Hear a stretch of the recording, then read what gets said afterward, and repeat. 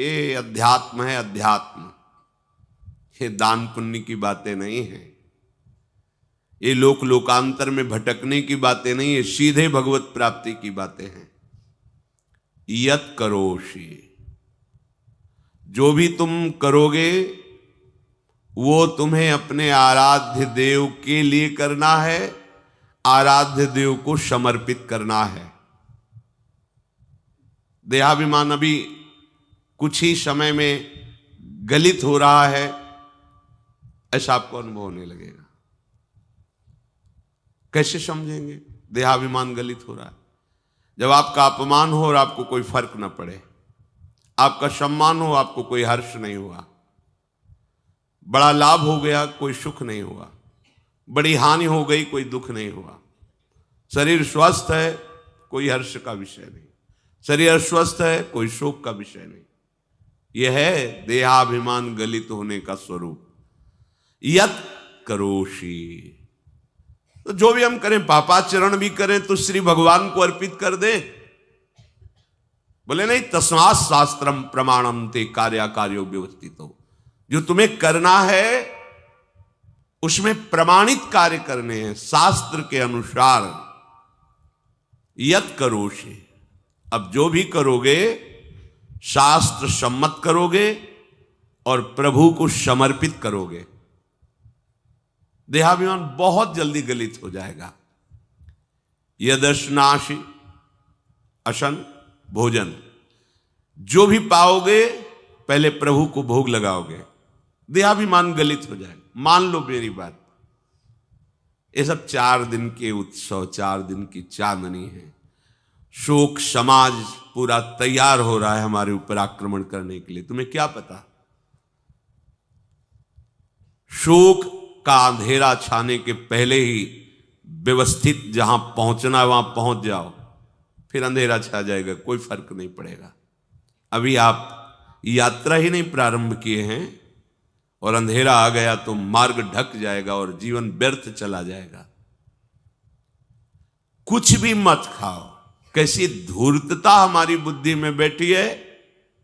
रसेंद्री की तृप्ति के लिए हम गुरुजनों की आज्ञा को रौंद करके चंद विषयों का सेवन करते हैं। धिक्कार है जीवन को। यदि आज्ञा उल्लंघन करके अमृत भी पीने को मिले तो विष हो जाएगा, ध्यान रखना। इंद्रियों की चाटुकारिता करते हद हो गई। अरे संसारी पुरुष में ऐसा देखे तो चलो, लेकिन जो भगवत मार्ग के पथिक, धिक्कार तुम्हारे जीवन को।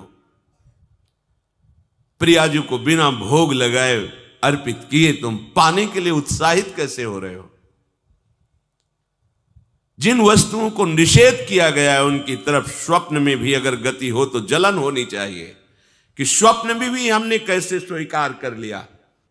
कभी कभी ऐसा लगता है कि भगवत प्राप्ति बहुत कठिन है, ये समझने वाले नहीं। मेढक को तौलने का अगर हमें आदेश मिले तो तौलना बहुत कठिन है। 5 रखो, 2 उधर छिटक के चले गए, उनको घसीटो तो 3 पहले वाले फिर उतर के चले, ऐसे है। सावधान हो जाओ। ये आज्ञा का उल्लंघन तुम्हारे लिए नारकी गति का काम करेगा। अगर आज्ञा है कि अमृत नहीं पीना तो मत पीना, नहीं वो विष हो जाएगा। और अगर आज्ञा है विष पी लीजिए तो गरल सुधा रिपु करहि मिताई, गोपद सिंधु अनल शीतलाई, वो विष अमृत हो जाएगा। तुम्हारा शत्रु तुम्हारा मित्र हो जाएगा।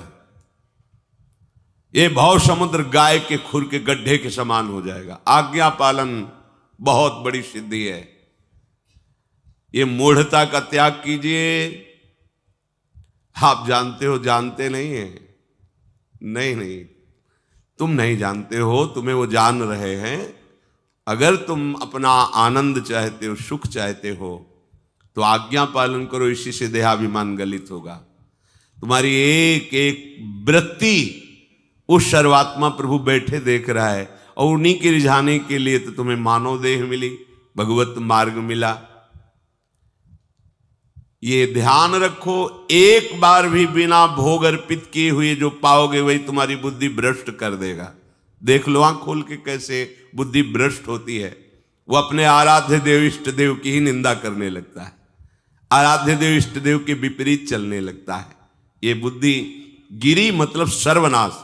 जो शास्त्र में कहा गया है, कामः संजायते क्रोधा क्रोधा स्मृति विभ्रमा स्मृति भ्रंशात् बुद्धिनाशो, बुद्धिनाश को ही कहा गया प्रणश्यति, नष्ट हो गया, वो किसी काम का नहीं।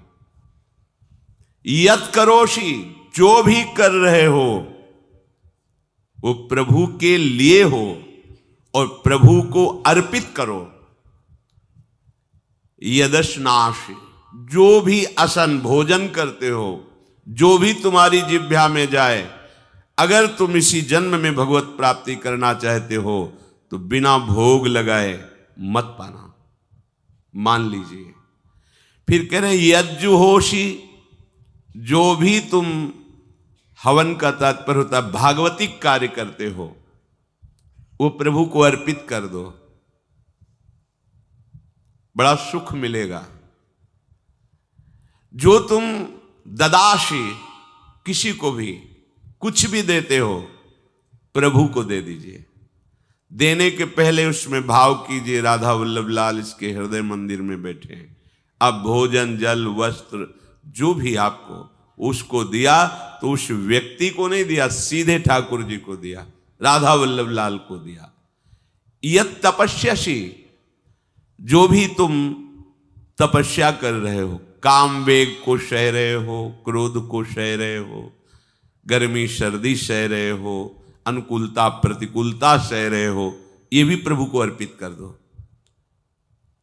भगवान आदेश कह रहे हैं तत्कुरुष्व मदर्पणम, ये सब मेरे को अर्पित करने का मतलब मेरी पूर्ति नहीं हो जाएगी, तेरी पूर्ति हो जाएगी।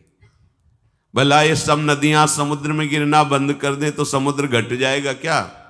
यद्यप समुद्र प्राकृतिक है, चिदानंद नहीं, भगवान तो चिदानंद समुद्र है। कोई भी नदी चाहे बाढ़ युक्त जाके गिरे या गिरना बंद कर, समुद्र में कोई फर्क नहीं पड़ता। इसीलिए सेवक जी ने कहा है, मांगो मन मनुष्य दासी अपनी कर, पूर्ण काम सदा हृदयम। हे पूर्ण काम प्रभु, यद्यपि आपको मेरी जरूरत नहीं है पर मैं अपने लिए मांग रहा हूं कि अपनी दासी बना लीजिए।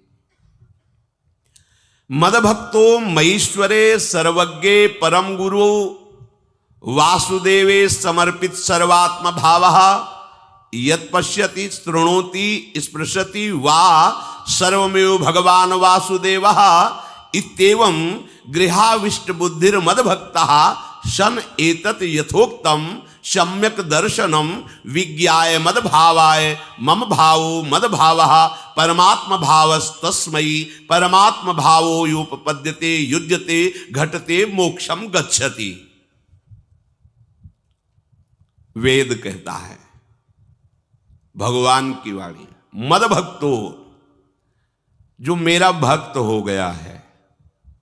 अभी हम देह भक्त हैं, भोगों के भक्त हैं, विषयों के भक्त हैं, काम क्रोध लोभ मोह जब जो चाहता है हमें परास्त कर देता है। लेकिन जो मद भक्त हो गया उसको नहीं। बाहरी वेश परिवर्तन से मद भक्तो नहीं होता।